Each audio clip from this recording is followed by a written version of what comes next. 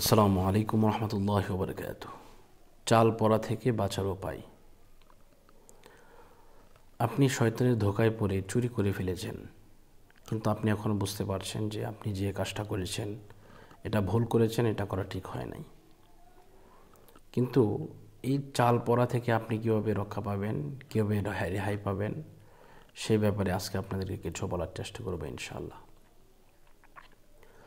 প্রথমে আল্লাহর কাছে তওবা করতে হবে যে আল্লাহ পাক, আমি যেটা করেছি ভুল করেছি, এই জীবনে আর কোনো দিন এমন পাপ এমন গুনাহ করব না, সেই ইচ্ছাটা আপনার মনের ভিতরে রাখতে হবে।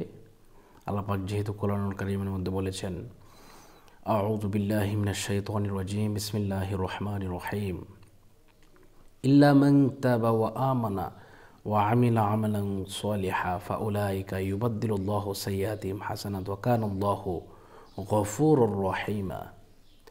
আল্লাহ পাক বলেছেন, আমার বান্দা যখন কোনো ভুল করে, সে বুঝতে পারে যে আমি যা করেছি ভুল করেছি, এটা সে যদি তার মনস্থ করতে পারে, আমি অবশ্যই তার জিন্দগির গুনাহ খাতা মাফ করে দেব। শুধু কি মাফ করব?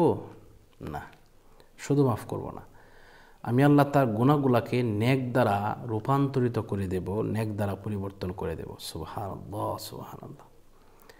এজন্য আপনি কোনো পাপ করছেন, কোনো অসুবিধা নেই, আপনি আল্লাহর কাছে ক্ষমা চান, অবশ্যই আল্লাহ পাক আপনাকে ক্ষমা করবে। আপনি অবশ্যই আল্লাহর কাছে প্রিয় বান্দা হয়ে উঠতে পারেন।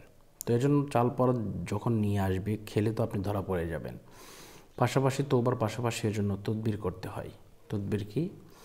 তদবিরের জন্য ইনশাআল্লাহ যদি আমার সাথে যোগাযোগ করেন, 100% কার্যকরীভাবে তদবির করে দেব ইনশাআল্লাহ। আপনার কোনো কিছু হবে না।